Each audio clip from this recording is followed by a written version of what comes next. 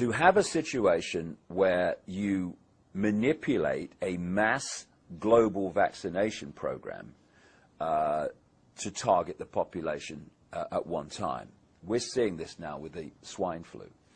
I was told in 1997 by a CIA scientist who asked to meet me to get lots of information out that he couldn't, that in 1997, in the secret projects and the underground bases, they had microchips that were so small they could be inserted into people through a hypodermic needle in vaccination programs, and that was the plan.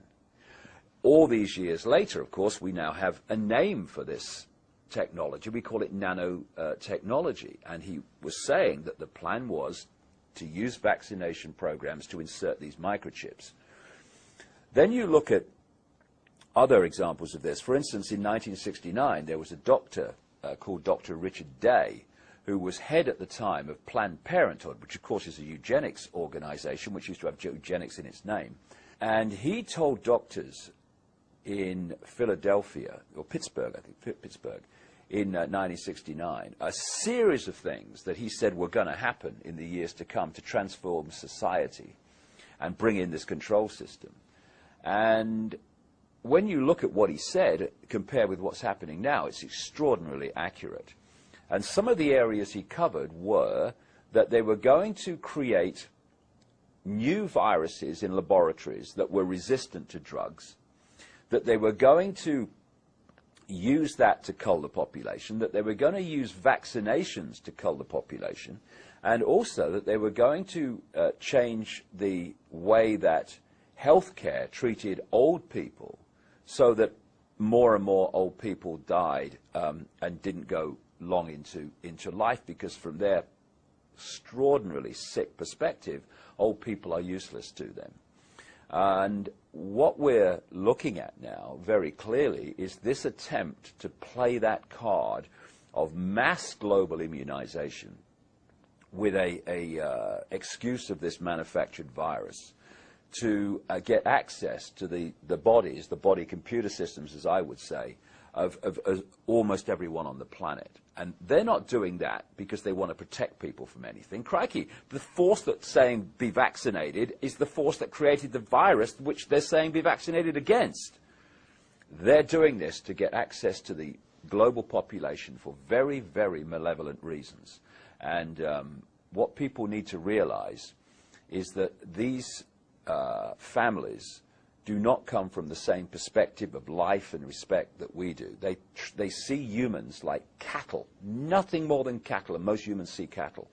They therefore have no empathy with the consequences for the human population of their actions. So if people say, they'd never do that, mate, no, no, you'd never do that. They do it all the time. There are two classic techniques of mass mind manipulation and emotional manipulation. One of them I call problem reaction solution, the other one I call the totalitarian tiptoe. Problem reaction solution is devastating. It's been used for as long as you can chart back human history. And it goes like this. You want to change society or get people to accept something that in the normal course of events they wouldn't accept. So you don't say openly, this is what we're going to do and this is why we're going to do it. You play this technique, PRS, problem reaction solution. Stage one, you create a problem. It could be a manufactured virus in a laboratory. It could be an economic collapse. It could be a war. It could be a terrorist attack like 9/11. You then, through a pathetic, unquestioning media, which at ownership level and lower levels too you control, you get through the media, you tell the people the version of that problem that you want them to believe, i.e. swine flu broke out on a pig farm in Mexico. Yeah, flying pig farm. Thank you very much. That 9/11 was orchestrated by a guy with a beard in a cave in Afghanistan and all that stuff. You want a reaction at stage two from the public of outrage, of classically fear, and you want them to either say to the authorities, do something, or you want them to accept what the authorities suggest must be done. So you can go to stage 3, which is to offer the solutions to the problems you have covertly created.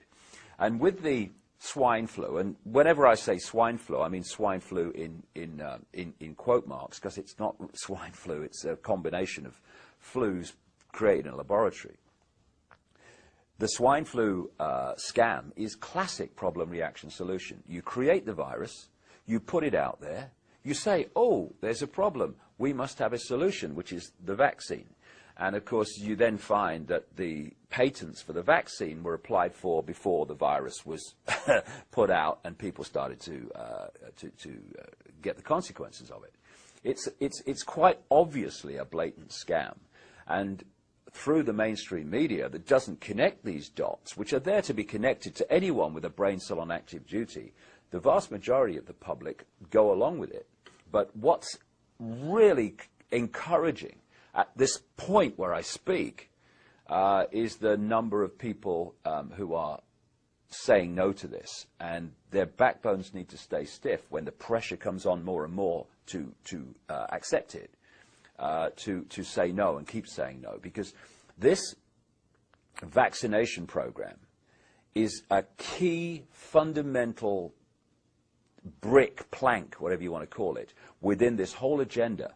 And if we can throw a spanner in the works of this and have vast numbers of people refuse the vaccine, it actually throws a spanner in the works of so much more that is due to come along afterwards.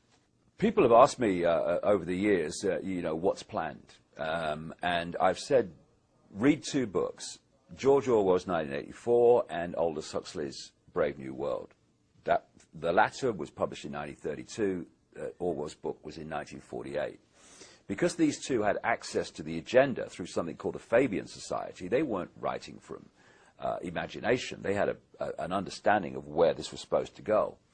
And in Brave New World, you have Aldous Huxley describing a society in which children are disconnected from their parents, where they're bred in laboratories, and where drugs are used to get the children to, and as they become adults, the whole population, to love their servitude and not rebel against it. And we are now seeing quite blatantly the movement to remove children from their parents.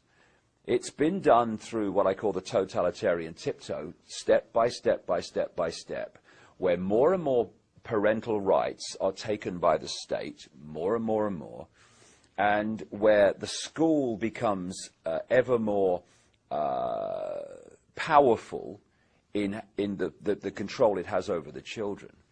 And now we're moving into areas that we have, staggeringly extreme as they may seem, they're no longer rare. This is commonplace, where in Britain, and I know from the research I've done for the book I'm writing at the moment, it's happening in America and elsewhere, where the authorities are taking children away from their families for the most extraordinary reasons.